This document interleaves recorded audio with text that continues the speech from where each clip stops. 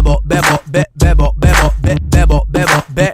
Ikaw ay Filipino, Filipino, Filipino, Filipino. Hoy pare, pakinggan nyo ko. Eto ng tunay na Pilipino. Galing sa baryo sa Pangbato, pumunta ng LA, nagtrabaho para makatulong sa nanay.